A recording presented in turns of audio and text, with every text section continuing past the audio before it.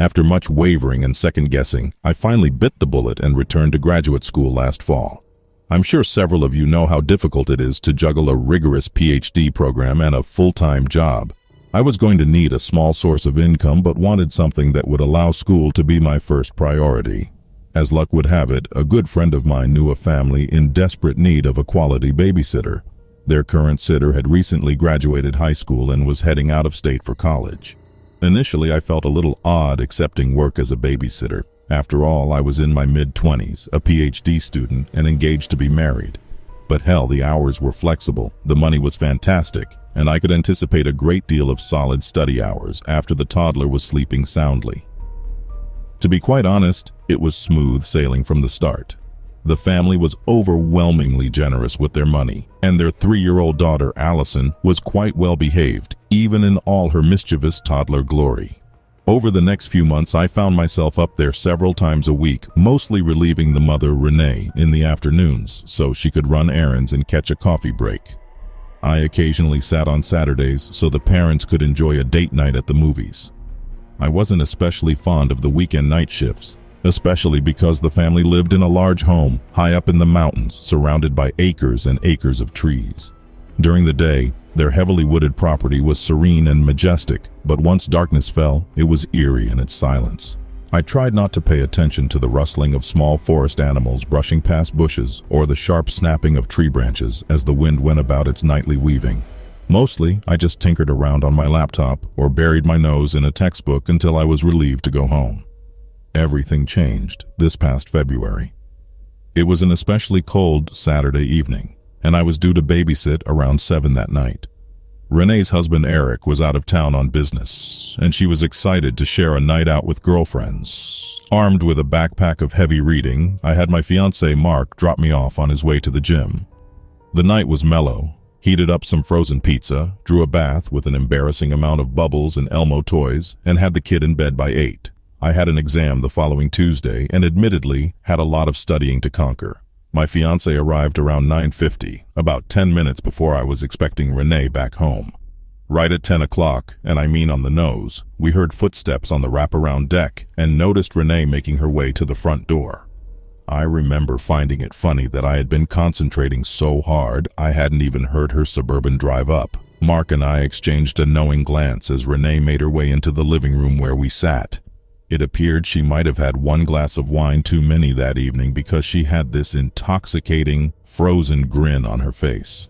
At first I chalked it up to booze, but when the grin remained, I started to feel uncomfortable, the way an unknown stranger staring from across a restaurant can make you feel. Renee was usually very chatty, perhaps even a bit ditzy, but tonight her answers were short but still polite enough. I began to gather my things as my fiancé continued a game of solitaire on his phone. Renee sat at the oak dining table, that bizarre and unsettling grin still plastered to her face, and wrote me out a check. There was something painfully uncanny about her movements. They were rigid, forced, almost animatronic. By the time we got down to the driveway, my fiancé and I both had baffled looks on our faces. Renee stood in the window, smiling down on us, waving her hand back and forth.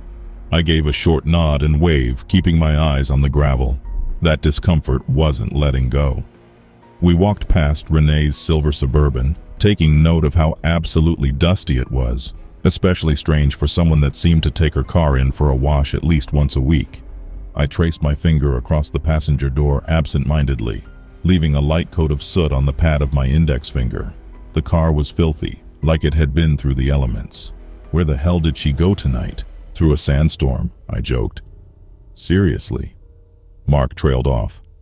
I'm not the only person who found that whole thing weird, right? I asked, attempting to keep my voice to a whisper. Oh, relax. She was probably just tipsy. Her smile, though, he said, closing the driver's door. We began our trek down the winding roads towards, after a long night of babysitting out in the boonies, what I always like to call sweet, sweet civilization. The drive from their house to the freeway was dark, lined with redwoods and deer, which I usually quite enjoyed. Tonight, it seemed endless. I had this overwhelming new desire to be on that highway, surrounded by other cars, amongst other drivers and passengers, heading into the city. We drove for what seemed like too long. Something wasn't right. I reached for my phone and glanced at the time. We were usually passing the first gas station by now. I pawed at the handle of my purse, for the first time noticing the bag's weight. I had totally forgotten my textbook. Reluctant to turn around when we had already been driving for so long, I made amends with the fact that I absolutely needed that text if I had any chance at rocking my exam. Mark let out a groan as he swung the wheel, turning back the way we came. Climbing the hill to Renee's house, I saw that the Suburban was no longer in the driveway. She must have moved it into the garage for the night already. As we made our way to the deck, I saw the burgundy spine of my text on the couch through the sliding glass door. I continued on to the front door and knocked 3 times. No answer. I knocked again and then tried the door handle, unlocked as I usually left it while Renee and her husband were out. We made our way into the house, making sure to keep our footsteps quiet. "Sorry, it's just me. I forgot my book," I said, trying to keep my voice down. My fiancée was a few steps behind me, peeking around the corner. "Her bedroom door is open, but the lights are off," Mark said, a confused look spreading across his face. "Renee?" I asked, a little louder this time. "Renee, it's me. You still awake?" Silence. We walked toward the kitchen and I noticed the answering machine was blinking. I hadn't noticed it before I had left. There hadn't been any phone calls that night. I'm not exactly sure what compelled me to push play on that recorder, especially when, for all I knew, Renee and Allison were both asleep and could be rudely awakened. My fingers seemed to hover over that button for a mere second before I pushed it in, rather aggressively. What I heard on that recording has never ever left me. The timestamp of the message was 10:14. We had left the house at 5 after 10. "Hey sweetie, it's Renee. There is some kind of holdup on the highway here, maybe an accident or road work. I'll probably be about a half hour later than expected. I'm so sorry. Help yourself to some dessert while you wait. Hope Allison didn't give you too much grief tonight." Her voice sounded cheery, normal, real. I looked at Mark. My heart sunk, my eyes flooded with tears. Allison," I managed to sputter. Mark disappeared up the staircase to Allison's room, taking steps 3 at a time. After a painfully long minute, he sauntered down the stairs, much slower than he had ascended them. "She's fine, sleeping soundly," Mark said without emotion. Mark and I found our way to the living room where we sat without eye contact or conversation until Renee pulled up the driveway. She seemed exhausted, glad to be home and off the congested road. She chattered on about her evening, wrote me a check with a generous tip, thanked me for my patience, and smiled. The kind of smile that seemed absolutely genuine, and slowly faded when socially appropriate.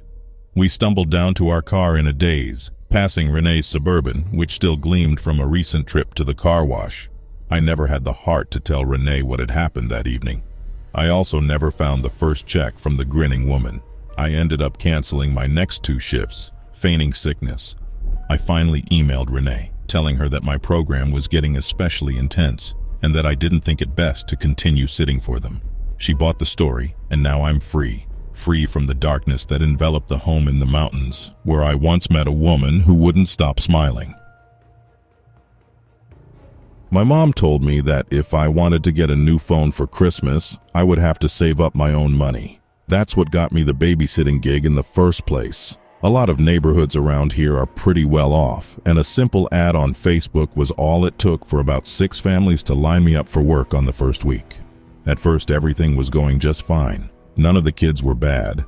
I think given they all came from privileged households, the worst issue I had was some occasional snark. But that all changed when I got a DM from the Pynchon family matriarch. "Hello there. Sorry to message you out of the blue.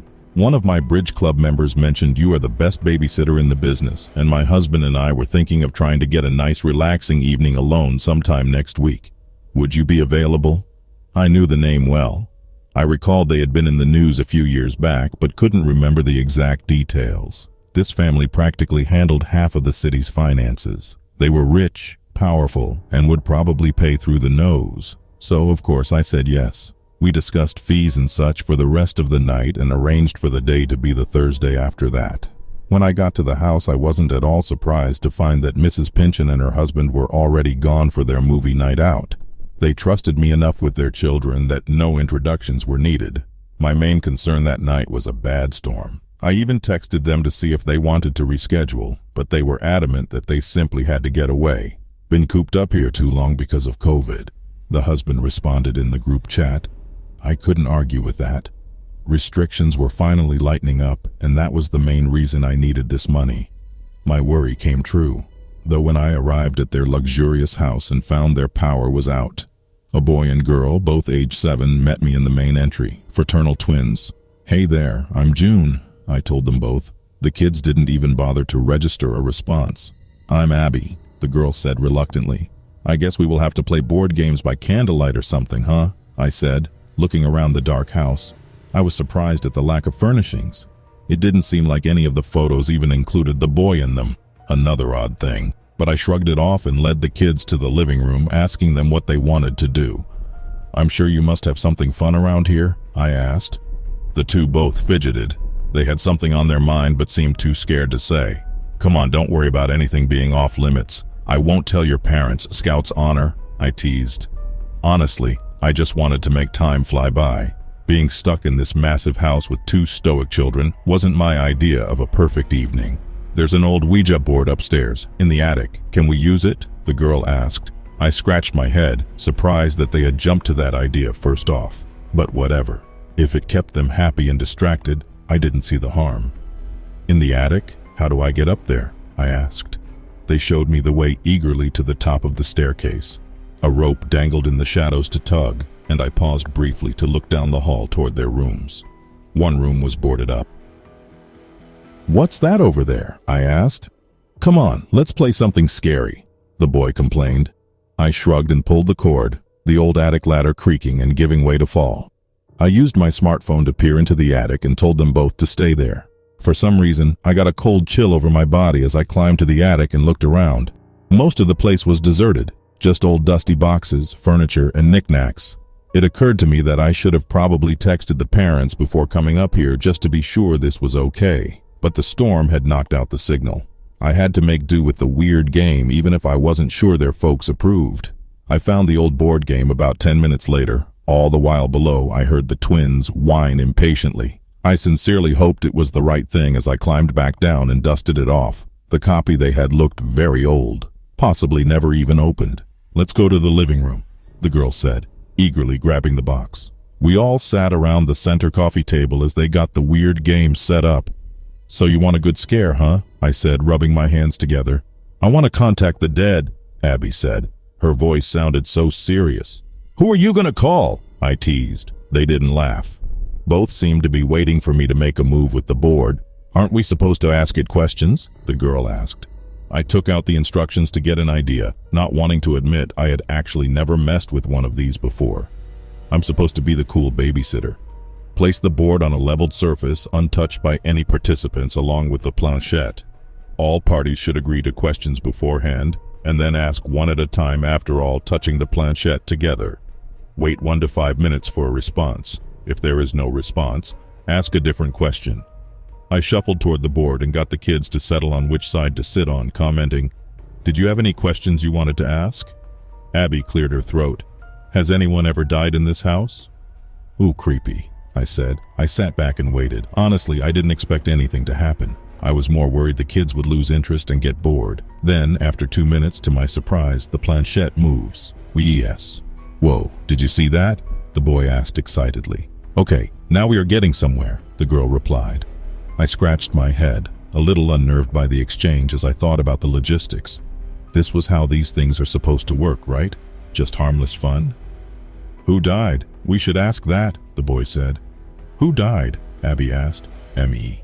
"Very clever," the girl said, rolling her eyes.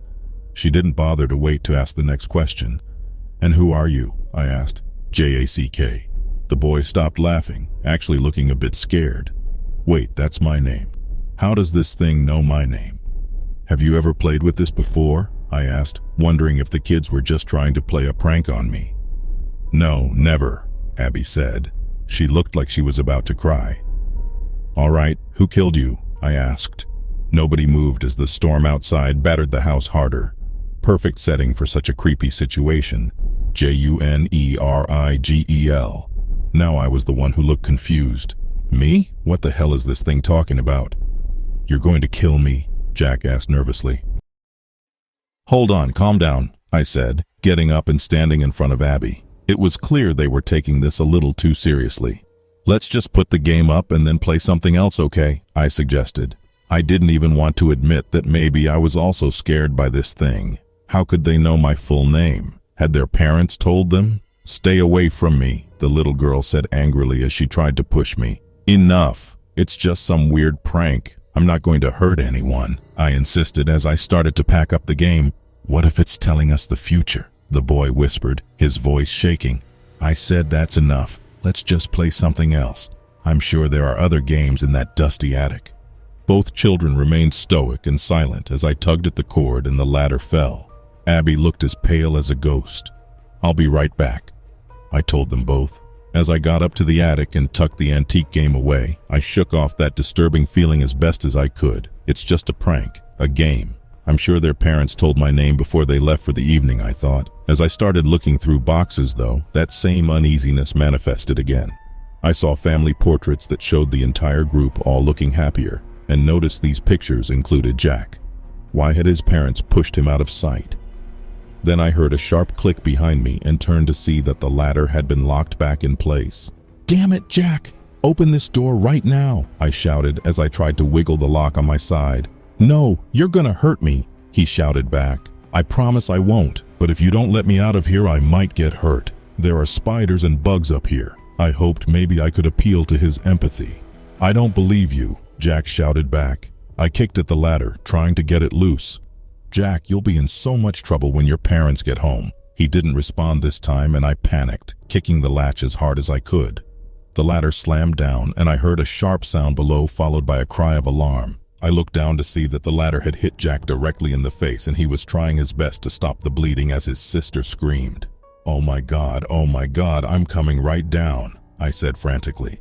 Jack stumbled backward a few steps. Get away from me. You're gonna hurt me. I saw what happened next in slow motion. His feet wobbled in the air for a second, and then he tumbled down the stairs, slamming his body against the first floor as his sister screamed even louder. Shit, shit, shit, shit, I shouted as I ran down and tried to see if he was still breathing. Jack was motionless. I fumbled with my phone, trying to see if I could get a signal. Nothing.